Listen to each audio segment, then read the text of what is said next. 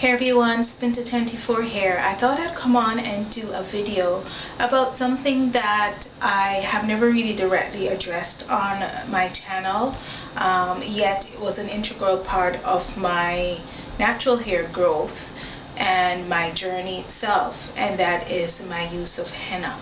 Now, I started using henna as a means to color my hair. I started using it in about 2009, and it was just a shift from me using chemical dyes, and I just figured that it would be a healthier way of coloring my hair as I was beginning to get some grays.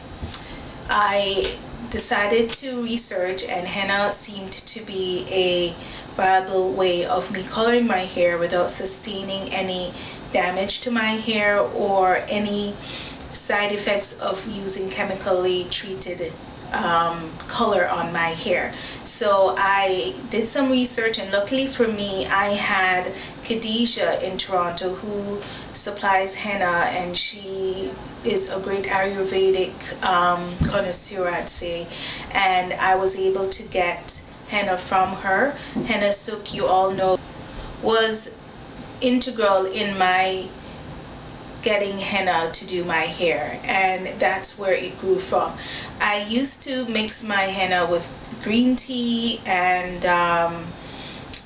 using the curly Nikki method, so that's what I did. So I did that for about 4 years. So I continued hennaing my hair with frequency for about 4 years. I think I stopped hennaing in about 2013, last year, or just late 2012, thereabouts. I get a lot of questions regarding my use of henna because a lot of people look to me to give them advice on henna because they saw that I did it a lot. Now, I have since then stopped using henna because, number one, I needed a change in color.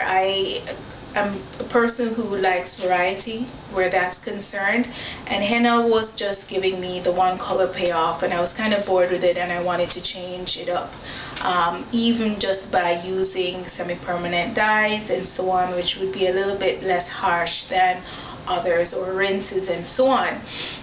So I stopped using henna mainly because of that.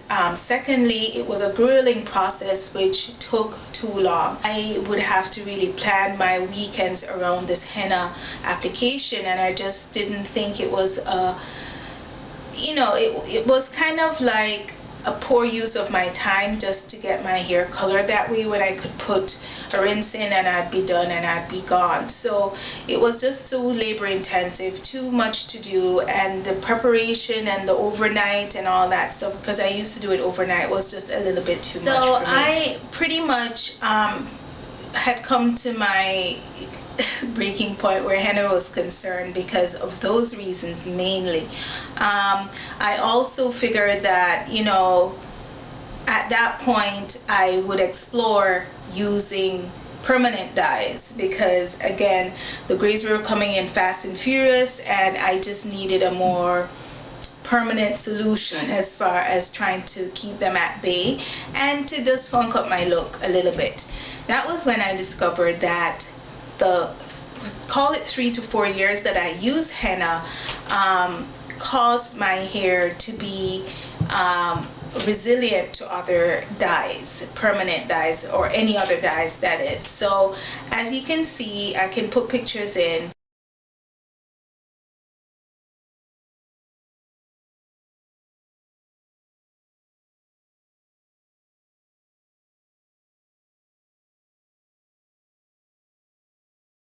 My hair will take the dye onto the roots where the new growth from henna is, but the ends, which are from about here onwards to the end, I cannot get a color payoff. So what henna does is kind of block pigments from getting into your hair follicle. I was really just devastated because of that, because the only way, with all my research that I did and all the things that I did to try to lift the henna from my hair, was to no avail, and that leaves me with this lighter spot where I've been coloring, because I color the whole hair, but this is the only way. The virgin hair is the only place that takes. So that kind of devastated me, because the only way I could get around that is maybe by bleaching my hair, which is something that I did not want to do, to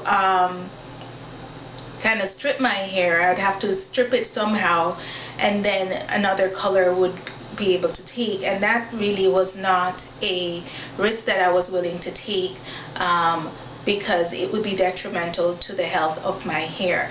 So I haven't done that. I've just been continuing to color my hair, whatever, and I think the next time I'm going to color my hair, I'll just do it in a color that is closer to the ones at the end.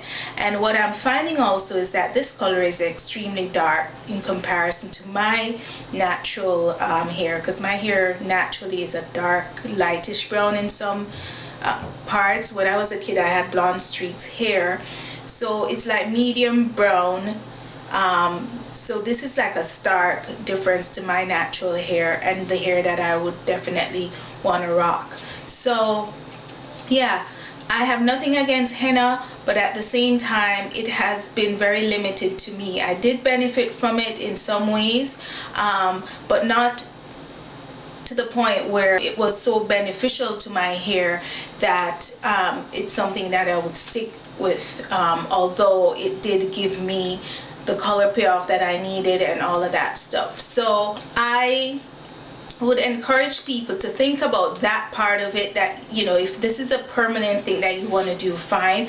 But if you're like me, who loves change and, you know, willing to try things out, especially color wise, I would not suggest that. But if you're looking for a healthy route for your hair, as far as coloring your hair, I'm very transient, so this was something that I thought I was going to commit to forever, but obviously not. And I'm just disappointed that this is what has happened, where I can't really color my hair any other color except what's on there until this all grows out.